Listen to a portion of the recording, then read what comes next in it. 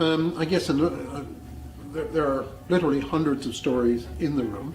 Another one which people find is a little interesting is the rope that's around the post. And that story goes back to, again, wartime, when the young officers, and let's remember that these were all very young people. They were 17, 16, 17, 18, 19, an officer would have been perhaps 20, 25 years of age, and the younger age people would probably have been ratings, seamen of one kind or another. The place was popular, and they wanted to get more people in than the fire code would allow.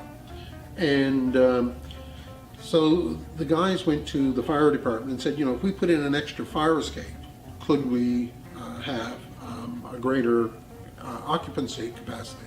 And they said, oh, sure.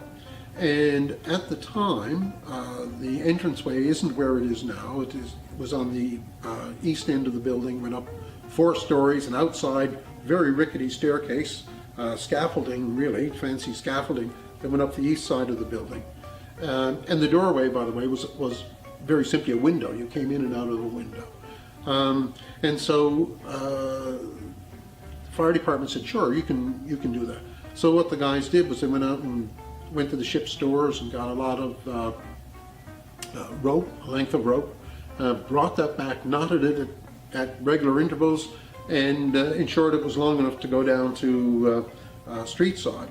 And so the intent was that should a fire break out, they would break out a window, throw the rope out the window, and scale down the side of the building. Pretty brave for characters who are 20 years old. I don't say much of the club membership these days are in that category, A, and B, would fancy very much going down the side of the building on the rope.